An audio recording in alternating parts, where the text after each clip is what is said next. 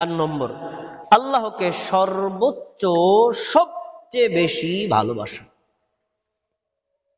আমরা ভালোবাসাকে 3টা স্তরে ভাগ করতে পারি। প্রথম স্তর আল্লাহর, দ্বিতীয় স্তর রাসূলের, তৃতীয় স্তর আমভাবে সবার। খেয়াল করে শুনতে হবে কথাটা। আল্লাহর স্তরটা হলো সর্বোচ্চ লেভেলে, এর সাথে কাউকে কাছাকাছি আনা যাবে না। এমনকি আমাদের নবী আর আল্লাহ দুইজনকে সমান ভালোবাসে এই বিশ্বাস করলে আপনার ঈমান চলে যাবে না। নবী তো একজন সৃষ্টি, নবী তো একজন মানুষ, আর আল্লাহ হলেন স্রষ্টা। আল্লাহকে সর্বোচ্চ বেশি ভালোবাসা ঈমান। আল্লাহর ভালোবাসায় ঘাটতি থাকা ঈমানের কমতি থাকার প্রমাণ। তা আল্লাহ তাআলা কি বলছেন? ওয়ামিনান নাসি মান ইয়াত্তাখিযু মিন দুনিল্লাহি আনদাদা ইউহিব্বুনাহুম কাহুব্বিল্লাহ। এই সৃষ্টির মধ্যে কিছু মানুষ আছে যারা আল্লাহকে বাদ দিয়া বিভিন্ন দেব দেবতা বানাইছে, মূর্তি বানাইছে, মাজার বানাইছে, স্থান বানাইছে। ওই বস্তু আর স্থান, ওই দেবতাগুলোকে তারা আল্লাহর সমান ভালোবাসে। এগুলোকে যদি আল্লাহর সমান ভালোবাসে তাহলে ঈমান নাই। আল্লাহকে ভালোবাসতে হবে সবচেয়ে বেশি, এগুলো সবকিছুর ঊর্ধ্বে। এমনকি আমাদের নবীর চাইতেও আল্লাহকে বেশি ভালোবাসা ফরজ। এরপর ঈমানদারদের কথা বলছেন, আল্লাযীনা আমানু আশাদ্দু হুব্বাল লিল্লাহ। যারা ঈমানদার তারা আল্লাহকে সবচেয়ে বেশি ভালোবাসে। আল্লাহকে ভালোবাসা ঈমান, এটা ঈমানের একটা পার্ট এবং সর্বোচ্চ একটা অংশ। তারপর একটা হাদিসে নবী সাল্লাল্লাহু আলাইহি ওয়াসাল্লাম আর একটু বিশ্লেষণ করে বুঝাইছেন। নবী সাল্লাল্লাহু আলাইহি ওয়াসাল্লাম বলছেন, সহিহ বুখারী 14 এবং 15 নম্বর হাদিস, তিনি বলেছেন, ওই আল্লাহর কসম করে বলছি যে আল্লাহর হাতে আমার জীবন, শোনো, তোমরা কেউ ঈমানদার হতে পারবে না যতক্ষণ পর্যন্ত তোমরা তোমাদের সন্তান সন্ততি, তোমাদের সম্পদ, তোমাদের স্বামী, তোমাদের স্ত্রী, তোমাদের বাবা, তোমাদের মা, এমনকি পৃথিবীর সবকিছুর চাইতে আমাকে বেশি ভালো না বাসবা, ঈমানদারই হইতে পারো নাই। তাহলে এবার 2 নম্বর লেভেল পাওয়া গেল। এই সৃষ্টির সব কিছুর চাইতে বেশি ভালোবাসতে হবে কাকে? মুহাম্মদ সাল্লাল্লাহু আলাইহি ওয়াসাল্লামকে। প্রথম স্তর আল্লাহ, তার সাথে কাউকেই তুলনা চলে না। দ্বিতীয় স্তর সৃষ্টির মধ্যে মুহাম্মদ সাল্লাল্লাহু আলাইহি ওয়াসাল্লামকে বেশি ভালোবাসতে হবে। তৃতীয় স্তর হিসেবে আপনি আপনার বাবা, আপনার মা, আপনার স্ত্রী, আপনার স্বামী, আপনার সন্তান, এদেরকে ভালোবাসতে পারেন। কিন্তু স্তর এই 2টা সর্বোচ্চ, এটা আল্লাহ তাআলার হক। এবার 5 নম্বর, তার আদেশ মান্য করা। আল্লাহকে বিশ্বাস করেন, আল্লাহ যা বিশ্বাস করতে বলেছেন তাও বিশ্বাস করেন। আল্লাহ তাআলাকে ভালোবাসেন, আল্লাহর কথা মানেন না। এই ভালোবাসার কি দাম? কোনো দাম নাই।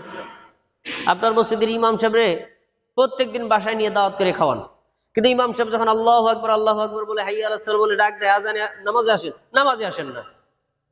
নামাজে আসেন না, ইমাম সাহেব তো মহব্বত করি। এই মহব্বত দিয়ে পার পাওয়া যাবে না, তো কাজে প্রমাণ দিতে হবে। আপনি যদি ইমাম সাহেবকে ভালোই বাসেন তাহলে ইমামের পিছনে 5 ওয়াক্ত সালাত আদায় করতেন।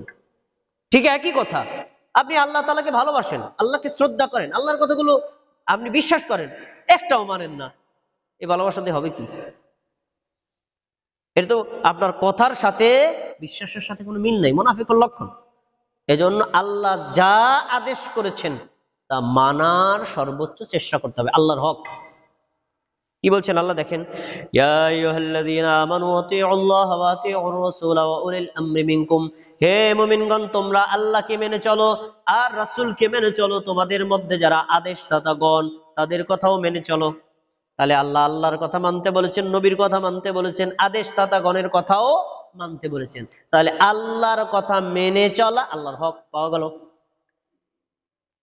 তারপরে দেখেন আল্লাহ রাব্বুল আলামিন বলেন, ওয়ানিবু ইলা রাব্বিকুম, তোমরা তোমাদের রবের দিকে ধাবিত হও। ওয়া আসলিমু লাহু মিন ক্বাবলু মান ইয়াতিকুমুল আযাব সুম্মা লা তুনসারুন। তোমাদের কাছে আল্লাহর আযাব আসার আগে আল্লাহর বিধানের সামনে আত্মসমর্পণ করো, মেনে নাও। আল্লাহ যা আদেশ করেছেন মানতে হবে, আল্লাহর বিধানগুলো মেনে চলতে হবে, কারণ কিয়ামতের দিন না হলে আপনার উপর আযাব আসবে। আযাব আসার আগে আপনাকে আত্মসমর্পণ করতে হবে। তারপরে আল্লাহ তাআলা আরো অনেক আয়াতে কথা বলছেন, ইন্নাল্লাহা ইয়া'মুরুকুম আন তু'আদ্দুল আমানাতি ইলা আহলিহা, আল্লাহ তোমাদের আদেশ করেছেন তোমরা প্রত্যেককে তাদের আমানত পৌঁছে দাও। তোমার কাছে কেউ যদি কথার আমানত রাখে, যে ভাই আপনাকে একটা গোপন কথা বলছি, এই কথাটা কাউকে বলবেন না, আপনাকে বলা আমার জরুরি দরকার, কিন্তু অন্যকে বললে আমার ক্ষতি হবে, এটা কথার আমানত, কাউকে বলা যাবে না। কেউ যদি আপনাকে বিশ্বাস করে আপনার কাছে টাকা জমা রাখে, যে ভাই টাকাটা আপনার কাছে আমি নিরাপত্তা মনে করছি, অন্যের কাছে মনে করছি না, টাকাটা আপনি সেভ রাখবেন, তাহলে তার অনুমতি ছাড়া টাকা ভাঙ্গাও যাবে না। এটা হলো কি আপনার কাছে গচ্ছিত রাখার আমানত। অনুরূপ ভাবে আরো বহু প্রকার আমানত আছে। প্রত্যেকটা আমানত আল্লাহ তাআলা তার যথোপযুক্ত জায়গায় ফেরত দেওয়ার জন্য আদেশ করেছেন, এটা আল্লাহর নির্দেশ। সন্তানকে সন্তানের হক আদায় করা, সন্তানের যে হকগুলো এগুলো দেওয়া, স্ত্রীকে হকগুলো পৌঁছে দেওয়া, স্বামীকে তার হক দেওয়া, বাবা মাকে হক দেওয়া, যার যার হক এগুলোকে পৌঁছে দেওয়া, এটা আমানতের লক্ষণ।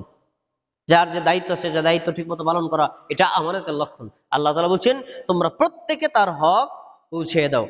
ওয়াইদা হাকামতুম বাইনান নাসি আন তাহকুমু বিল আদলি, তোমরা যখন মানুষের মধ্যে বিচার ফয়সালা করবা, সালিশি করবা, পক্ষপাতিত্ব করা যাবে না, ন্যায় সঙ্গতভাবে বিচার করো। ওই বিচার তোমার আত্মীয়র বিপক্ষে গেলেও করতে হবে, আল্লাহর আদেশ, এটা আল্লাহর নির্দেশ।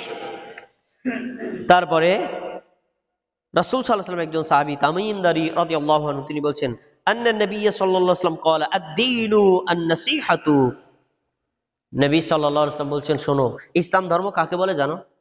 ইসলাম ধর্মের নাম হলো কল্যাণ কামনা করা। কারো অমঙ্গল কখনো ইসলামের মধ্যে থেকে কামনা করা যাবে না। পয়েন্টটা মনে রাখেন, আপনার শত্রু হলেও আপনি তার কল্যাণ কামনা করবেন। তা শত্রু আমি কল্যাণ কামনা করবো, একটু আগে আমার 10,000 টাকা চুরি করে লেগেছে, চোরের জন্য ভালো কামনা করবো, মানে কি করাম নি আর পাইলে তো 5টা বাড়ি দিন না, তার জন্য কি কল্যাণ? আল্লাহ আপনি তাকে হেদায়েত দান করেন, এটাও তার কল্যাণ কামনা করা।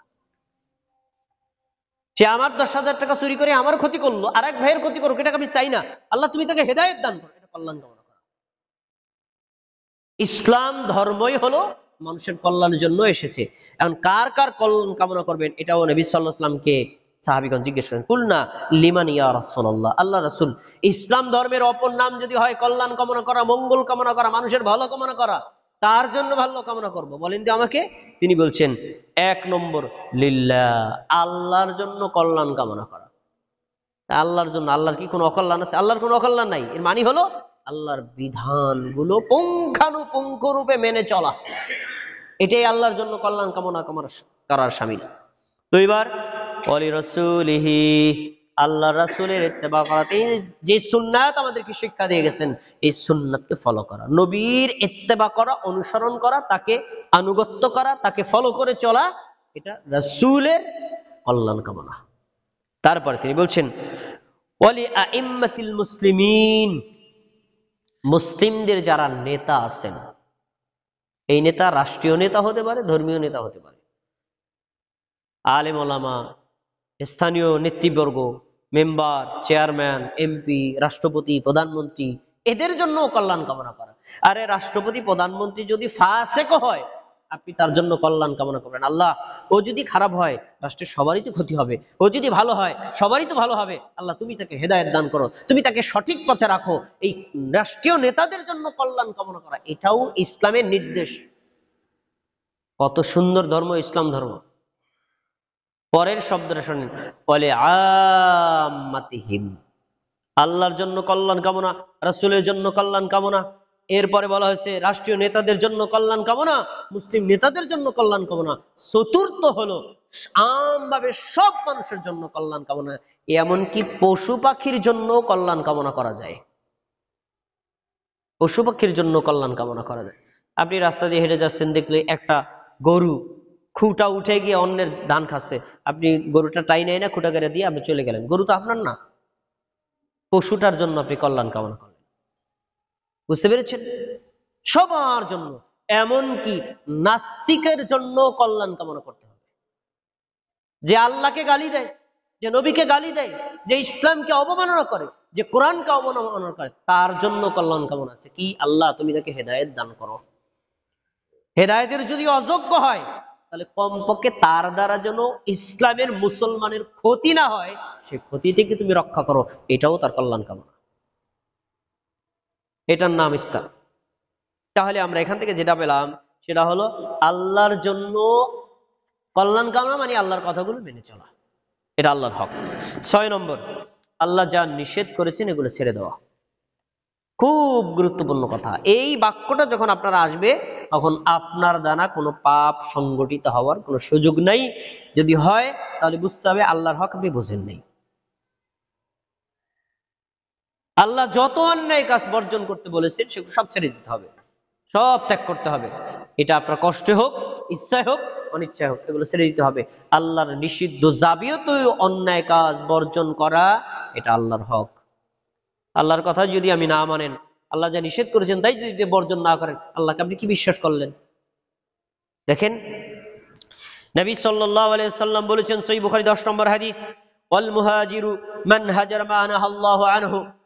রাসূলের জামানায় যে সকল সাহাবায়ে কেরাম মক্কা থেকে তাদের সম্পদ, তাদের সন্তান, তাদের জীবন সবকিছু ত্যাগ করে মদিনায় চলে গেছেন হিজরত করে, তাদের চাইতেও বড় মুহাজির হলো সে যে আল্লাহ যা নিষেধ করেছে তা ছেড়ে দেয়।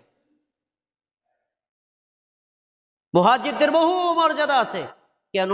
তাদের সম্পদ ত্যাগ করে চলে গেছেন, তাদের আত্মীয় স্বজন ত্যাগ করে চলে গেছেন, তাদের টাকা পয়সা ত্যাগ করে চলে গেছেন, তাদের সম্মান ত্যাগ করে চলে গেছেন, যে মাতৃভূমি ত্যাগ করে চলে গেছেন, ফিরে আসার কোনো সম্ভাবনা নাই, এত ত্যাগ তারা করছেন। তার চাইতে বড় ত্যাগী আপনি, যদি আপনি আল্লাহ যা নিষেধ করেছেন তা ছেড়ে দেন, আপনি বড় মুহাজির। তাহলে আপনি আল্লাহর নিষেধাজ্ঞাগুলো মেনে চলবেন।